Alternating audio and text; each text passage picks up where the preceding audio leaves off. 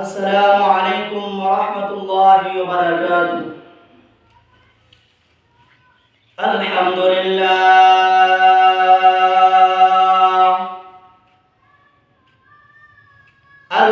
لله رب العالمين،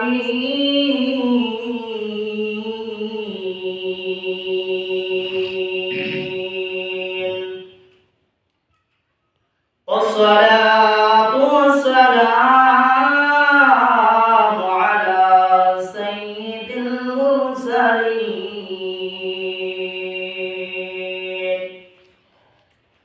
وعلى آله وصحابه أجمعين.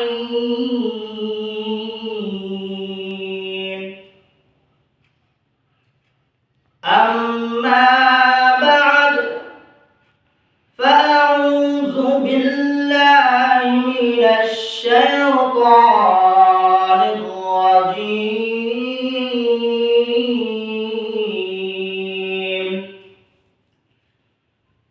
بسم الله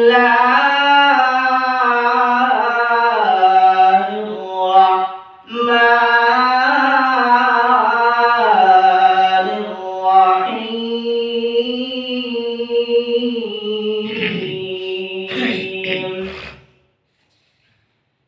لن تنالوا البر حتى تنفقوا،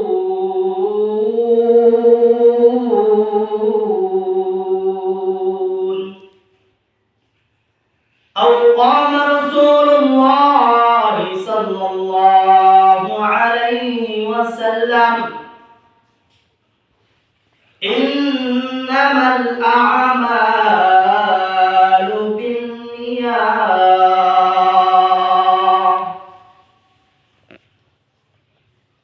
يا أيها الذين آمنوا صلوا عليه وسلموا تسليما।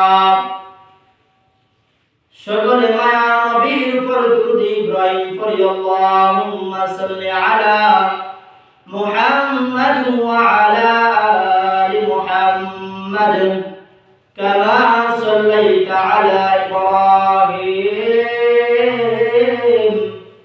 ওয়া আলা আলি ইব্রাহিম ইন্নাকা হামিদুম মাজিদ। اللهم بارك على محمد وعلى آل محمد كما باركت على إبراهيم وعلى آل إبراهيم إنك حميد مجيد. الحمد لمن قدر خيرا وقبلا، الحمد لمن قدر خيرا وقبلا، الشكر لمن صور حسنا وجمالا، الشكر لمن صور حسنا وجمالا. لا زدت ولا ند ولا حد لمولى، لا زدت ولا ند ولا حد لمولى، الآن كما ولم يلك زوالا. الحمد لله, আল্লাহ সুবহানাহু ওয়া তাআলার দরবারে লাখ কোটি শুকর আদায় করি যে আল্লাহ সুবহানাহু ওয়া তাআলা আমাদেরকে বিগত জুমআ থেকে আজকের জুমআ পর্যন্ত হায়াত দারাজ করে সুস্থ রেখে দুনিয়ার শ্রেষ্ঠ ঘর মসজিদে আজহার পরপরই আল্লাহ সুবহানাহু ওয়া তাআলা পায়ে সিজদা দেওয়ার জন্য আমাদের সকলকে আসবার বসবার মত তৌফিক দিয়েছেন। সেজন্য অন্তঃস্থল থেকে কালিমাতুল শুকর আদায় করি, সকলে বলি আলহামদুলিল্লাহ। আলহামদুলিল্লাহ। অবস্থিত আমার মুসল্লি বাবারা, আমি আপনাদের সামনে মহাগ্রন্থ আল কোরআনের সূরা আল ইমরানের একটা আয়াত কারিমা তেলাওয়াত করেছি।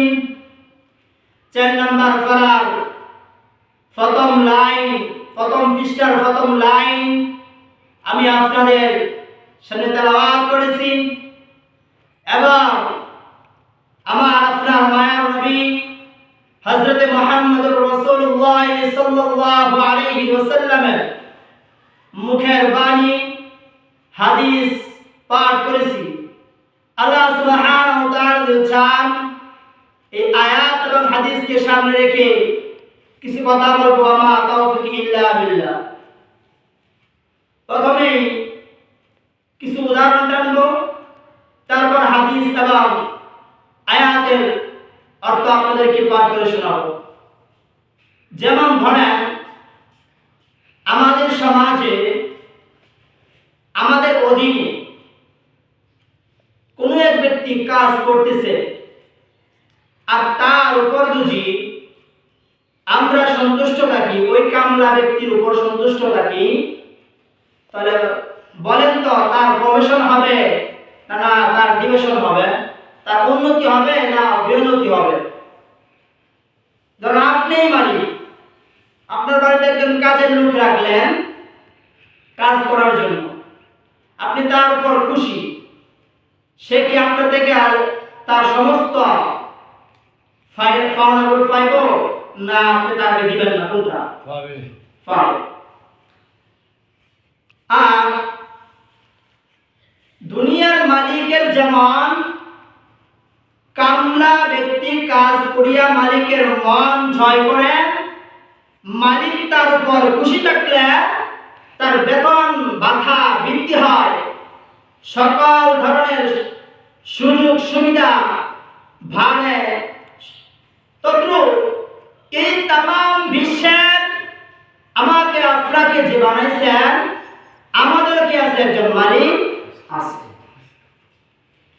তাহলে দুনিয়ার ব্যক্তি যদি খুশি হয়, ওই কামলা ব্যক্তি বেতন বৃদ্ধি করতে পারে, সুবিধাগুলো অসুবিধাগুলো ঠিক মতো দেখে, তাহলে আমার আপনার যে একজন মালিক আছে তাকে আমার আপনার খুশি করতে হবে কিনা? অবশ্যই তাকে আমার আপনাকে খুশি করতে হবে। যেমন ধরেন,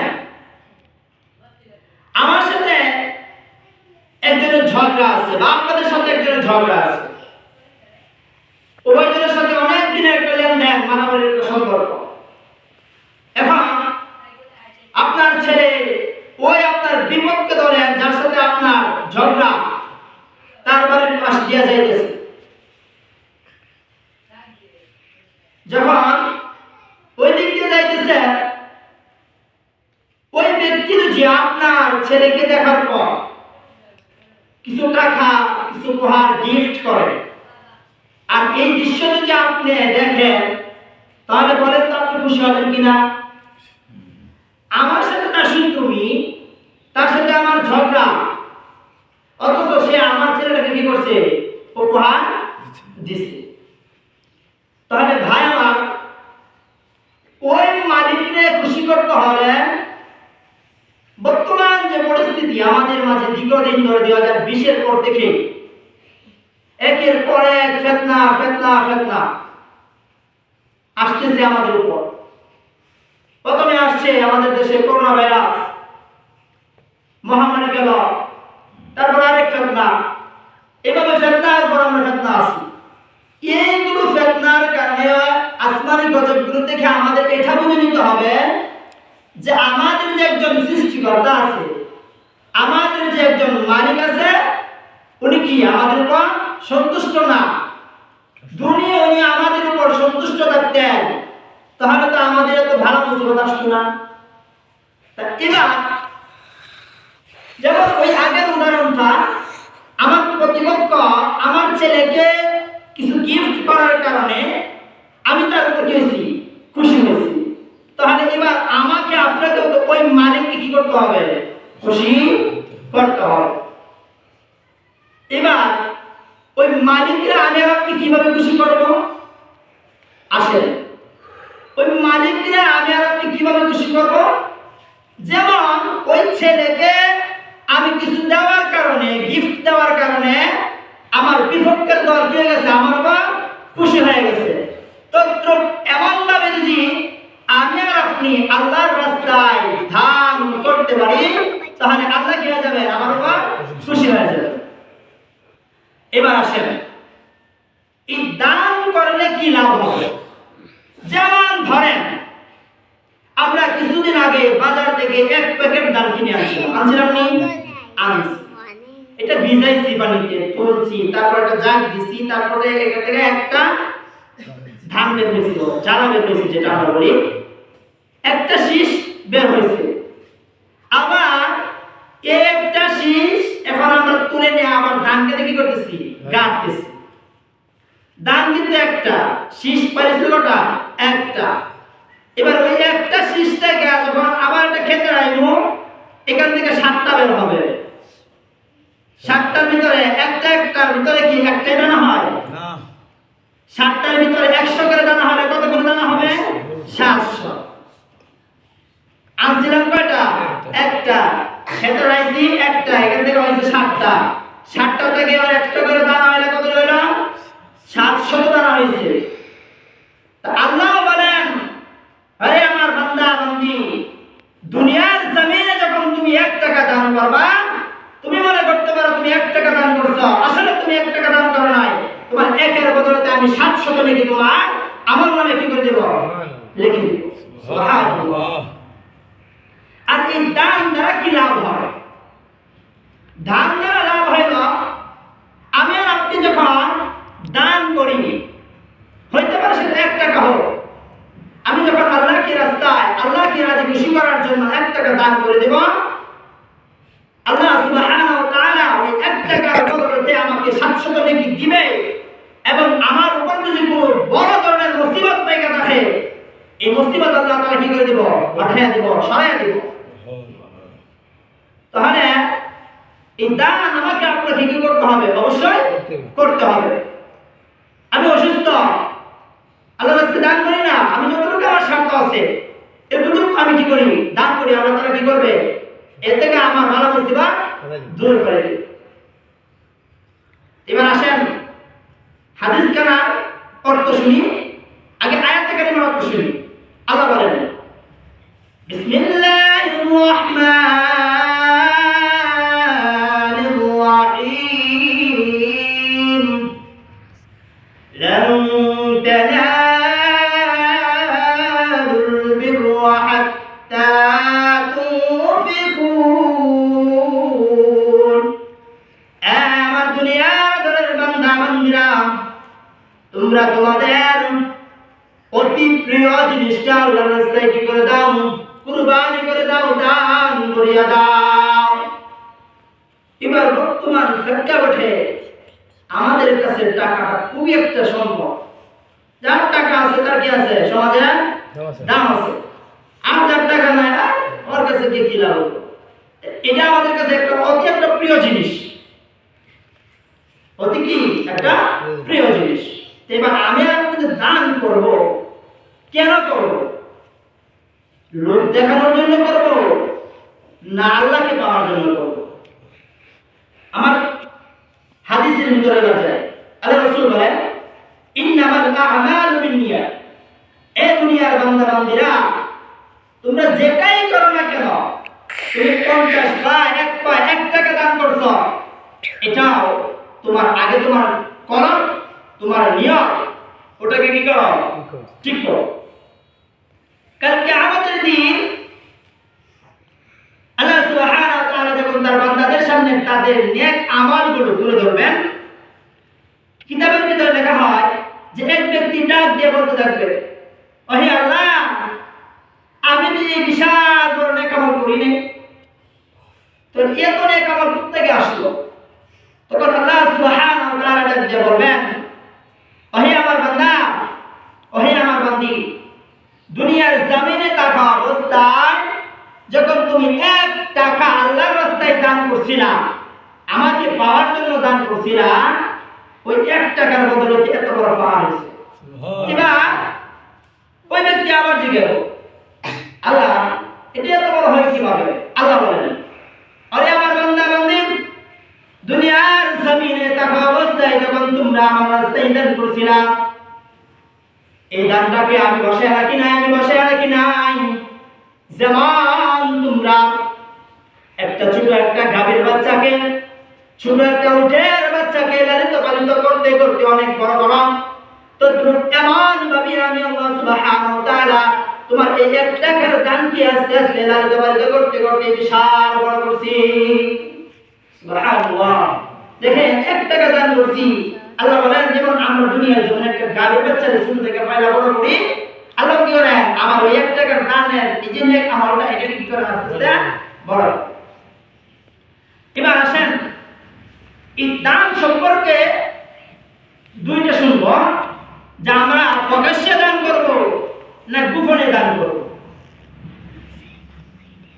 রাসূল আরবি সাল্লাল্লাহু আলাইহি ওয়াসাল্লামের প্রশস্ত একজন সাহাবী, যিনি সর্ব অবস্থায় আমার আপনার প্রিয় নবীর নিকট থাকতেন। কি দাবাইছে তারপরে কি করা না, এখান থেকে যাওয়া যাবে না। কেন? কোন সময় রাসূল কোন কথা বলে ফেলে এটা আমার কাছে কি হয়ে যাবে, ছুটে যাবে। ওই সাহাবী কি করতেন না, কখনোই আমার রাসূলের দরবার থেকে যাইতে চাইতেন না। ওই একজন সাহাবীর নাম হলো হযরত আবু হুরায়রা রাদিয়াল্লাহু তাআলা আনহু। হযরত আবু হুরায়রা রাদিয়াল্লাহু তাআলা আনহু থেকে বর্ণিত একটি হাদিস, আল্লাহ রাসূলের জামানায় এক ব্যক্তি উনি দান করতেছেন। উনি প্রথম দিন রাতে দান করবেন, সদকা করবেন। উনি দান নিয়ে বের হয়েছেন আল্লাহর রাস্তায় দান করার জন্য। উনি যখন দান করতে গেছেন মহল্লায়, রাত্রে আধারে গেছেন, উনি কোনো গরিব ব্যক্তি পাইতেছেন না। রাস্তায় গিয়ে দেখেন যে একজন জিনাকারিনী, যে মহিলা অন্যের সাথে জিনা করে বেড়ায়, দেহা ব্যবসা করে, এমন একজন মহিলা রাস্তায় অপেক্ষা করতেছে যে আজকাল টাকার বিনিময়ে কার সাথে জিনা করা যায়। এমন এক মহিলা রাস্তায় দাঁড়িয়ে রয়েছেন। ওই ব্যক্তি যখন দান করার জন্য গেছেন, কাউরে পাইতেছে না। উনি আল্লাহর রাস্তায় আল্লাহকে পাওয়ার জন্য ওই ব্যক্তি কি দানটা করে দিল, টাকাটা দিয়ে দিল। আর ওই জিনাকারিনী মহিলা দান পেয়ে বাসায় চলে গেল। রাত্রিবেলায় সকাল হতে না হতেই মহল্লায় আলোচনা হইতেছে, উনি আর লোক পায় না, উনি একজন জিনাকারীকে দান করছেন। উনি আবার পরের দিন, কালকে তো দান করলাম জিনাকারীরে, আজকে আবার দান করবো আমি আল্লাহর রাস্তায়। উনি আবার রাত্রের গভীরে দান নিয়ে বের হয়ে গেলেন। এবার দান করার জন্য উনি আবার আগের দিনের ন্যায় রাস্তায় ঘুরতেছেন, কাকে দান করা যায়। রাস্তায় গিয়ে দেখেন এক চোর, যিনি চুরি করার উদ্দেশ্যে নিজের গৃহ থেকে, নিজের ঘর থেকে বের হয়েছে। উনি রাস্তায় অপেক্ষা করতেছেন যে কারবার চুরি করা যায়। তুমি যখন কাউকে না পান, ওই ব্যক্তি আবার ওই ব্যক্তিকে, চোরকে দান করে দিল। আবার সকাল হতেই আলোচনা শুরু হয়েছে, উনি দান করার জন্য মানুষের খুঁজে পান না, আজ উনি চোরকে দান করছেন। তৃতীয় দিন উনি আবার দান করার জন্য রাত্রিবেলা নিয়ত করলেন যে আল্লাহ আমি আজকে আবার দান করব। তৃতীয় দিন উনি আবার দান করার জন্য ঘর থেকে বের হইলেন। বের হওয়ার পর রাস্তায় যখন গেলেন, কাউকে পান না। এক ধনী এক ব্যক্তি, উনি ওনার অফিস আদালত বন্ধ করে বের হয়েছেন। উনি যখন কাউকে পান না, ওই দান, ওই দিনের তৃতীয় দিনের দান ওই ব্যক্তিকে উনি করে দিলেন। প্রথম দিন জিনাকুরি, দ্বিতীয় দিন চোর, আর তৃতীয় দিন একজন ধনী ব্যক্তি। 3 দিন দান করার পর উনি পরের দিন আবার একই আলোচনা, উনি কাউরে পান না, উনি ধনী ব্যক্তিকে দান করছেন। রাত্র যখন হয়ে গেল, আল্লাহর বান্দা নিদ্রায় চলে গেলেন। 3 দিন দান করার পর টেনশনে আছেন, আমার দান কি আল্লাহর রাস্তায় কবুল হয়েছে কিনা, আমি তো একে করে 3 দিন দান করব। রাত্র যখন গভীর হয়, আল্লাহর বান্দা যখন ওনার 2টি চক্ষু লেগে যায়, গায়বী আওয়াজ আছে, গায়বী আওয়াজ। এই আল্লাহর বান্দা ডাক দিয়ে বলতেছেন, আমি আল্লাহর বান্দা, তুমি এক এক করে 3 দিন দান করছ। তুমি প্রথম দিন যেদিন দান করছ, ওই দিন আল্লাহ সুবহানাহু ওয়া তাআলা তোমার দানটাকে কবুল করে নিয়েছেন। ওহে আল্লাহর বান্দা, তুমি কি জানো, এই বান্দি যখন দানের টাকাটা পেয়েছে, টাকাটা পাওয়ার পর ওই বান্দির দিলের ভিতর আল্লাহর ভয় চলে আসলো। আমি ওই টাকার জন্যই তো অন্যের সাথে জিনা করে বেড়াই, আর টাকা যখন আমি পেয়ে গেছি, আজ থেকে আর আমি কোনোদিন জিনা করবো না। ওহে আল্লাহর বান্দা, ওই ব্যক্তির টাকা পাওয়ার পর, ওই মহিলার টাকা পাওয়ার পর উনি জিনা ছেড়ে দিয়েছেন, আর কোনোদিন জিনা করে নাই। আরে আল্লাহর বান্দা, তোমার টাকার বদৌলতে একজন জিনা করে মহিলা ভালো হয়ে গেছেন, সেজন্য আল্লাহ সুবহানাহু ওয়া তাআলা তোমার দানকে কবুল করে নিয়েছেন। এবার আসেন 2 নাম্বার, আল্লাহর বান্দাকে ওই রাত্রি আবার বলা হয়েছে, ওহে আল্লাহর বান্দা, তুমি যখন দ্বিতীয় দিন আবার তুমি দান করলা, রাস্তায় যখন কোনো ব্যক্তিকে পাও না দান করার জন্য, কোনো গরিবকে পাও না, ওই চোর ব্যক্তিকে যখন তুমি দান করছ, ওই চোর ব্যক্তি টাকা পাওয়ার পর বলতেছেন, আমি তো ওই টাকার জন্য চুরি করি, আমি যেহেতু টাকা পেয়ে গিয়েছি, আজ থেকে আর আমি কোনোদিন চুরি করব না, আর ওই টাকা দিয়ে আমি হালাল করিয়া ব্যবসা করিয়া কাজ করে খাবো। আরে আল্লাহর বান্দা, তোমার টাকা পাওয়ার পর ওই চোর বার হয়ে গেছেন। আরে আল্লাহর বান্দা, তুমি যখন তৃতীয় দিন আবার দান করো, ওই বকিল ধনী ব্যক্তি, একজন কৃপণ ব্যক্তি ছিল, উনি ওনার সম্পদ থেকে এক কোনা সম্পদ কোনোদিন গরিব গুরাদেরকে দেয় নাই, কোনোদিন এতিম মিসকিনদেরকে দেয় নাই, কোন মসজিদ মাদ্রাসায় দান করে নাই। এই গভীর রজনীতে যখন তুমি তাকে দান করছ, ওই ব্যক্তি বুঝে পাইছে ওই একটা আল্লাহর বান্দা গরিব হওয়ার পর সে আল্লাহর রাস্তায় আল্লাহকে পাওয়ার জন্য দান করলো, আর আল্লাহ তো আমাকে অনেক সম্পদের মালিক বানাইছেন, তাহলে আজ থেকে আমাকেও দান করতে হবে। ওই ব্যক্তি দানবীর হয়ে গেল। আমি আল্লাহর বান্দা, তুমি 3 দিন 3 ব্যক্তিকে দান করছো, তোমার দান পায়া ওই 3 ব্যক্তি কি হয়ে গেছে, 3 রকমের ছিল, 3 রকম আল্লাহর রাস্তায় চলে আসছে। আল্লাহর বান্দা, তোমার দান আল্লাহ সুবহানাহু ওয়া তাআলা কবুল করে নিয়েছেন এবং তোমার জিন্দেগীর গুনাহগুলো মাফ করে দিয়েছেন। সুবহানাল্লাহ। হে ভাই আমার, দেখেন ওই ব্যক্তি দান পায়া ভালো হয়ে গেছে, আর এই ব্যক্তি এদিকে দান করিয়া তার জিন্দেগীর গুনাহ মাফ করে নিয়েছেন, এবং আল্লাহ এটাও বলে দেয় যে তোমার জন্য আমার জান্নাত বাজেট হয়ে গেছে, তুমি জান্নাতি হয়ে গেছে। তাহলে আমাকে আপনাকে কি করতে হবে? অবশ্যই আল্লাহর রাস্তায় দান করতে হবে।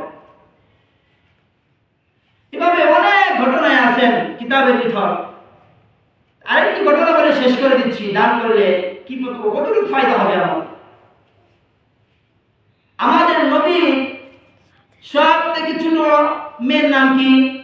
হযরত ফাতিমা যুহরা রাদিয়াল্লাহু তাআলা আনহা। ফাতিমা হলেন কি রাসূলের সবথেকে প্রিয়, ছোট, সবথেকে বেশি আদর করতেন রাসূল তাকে। আর ওনাকে বিবাহ দিয়েছেন হযরত আলীর সঙ্গে। একদিন ফাতিমা রাদিয়াল্লাহু তাআলা আনহা অসুস্থ হয়ে গেছেন। অসুস্থ হওয়ার পর ডাকতে বলতেছে, হে আমার স্বামী, আমি তো অসুস্থ, আপনি কি পারবেন আমাকে একটু আনার খাওয়াবেন? একটা জিনিস বুঝবেন, আমাদের সমাজে যখন মানুষ অসুস্থ হয়ে যায়, বৃদ্ধ হয়ে যায়, তখন কিন্তু অসুস্থ মানুষের অনেক কিছু মনে চায়, যেটা খাইতে পারতাম, এটা খাইতে পারতাম। তবে যদি ফাতিমা রাদিয়াল্লাহু তাআলা আনহা উনি অসুস্থ হইয়া ওনার স্বামী কিন্তু ডাকতে বলতেছেন, আলী আপনি কি আমাকে একটু আনার খাওয়াইতে পারবেন? তখন আলী রাদিয়াল্লাহু তাআলা উনি চিন্তা করলেন কতদিন ধরে তো আমার কাজ কাম নাই, কিভাবে তাকে আনার খাওয়াবো। তো উনি ওনার বিবিকে খুশি করার জন্য ওনার ঘর থেকে বের হয়ে গেলেন। আলী রাদিয়াল্লাহু তাআলা উনি মদিনার বাজারে গেলেন। বাজারে যায় উনি কাজ করতেছেন, বাগানে কাজ করলেন, বাজারে কাজ করলেন। করার পর একটা আনার কেনার মতো ওনার কাছে টাকা আসছে। ওই টাকা নিয়ে উনি মদিনার বাজারে গেলেন, একটা আনার কিনলেন। আনার কেনার পর এবার হযরত আলী রাদিয়াল্লাহু তাআলা আনার নিয়ে যখন রাস্তা দিয়ে আসতেছে, প্রতিমধ্যে একজন ভিক্ষু সাদা কাপড় পরিধান করে একজন ভিক্ষু হযরত আলীর কাছে দাঁড়ায় দিয়েছে। আলীকে ডাক দিয়ে বলতেছেন, হে আলী, তুমি নবীর জামাই না? হযরত আলী রাদিয়াল্লাহু তাআলা বলে, হ্যাঁ আমি তো নবীর জামাই। হে আলী, আজ কতদিন ধরে আমি অসুস্থ, আমার খাবার নাই, আমার অনেক খিদা পেয়েছে, তুমি কি আমাকে একটা আনা দিতে পারবা?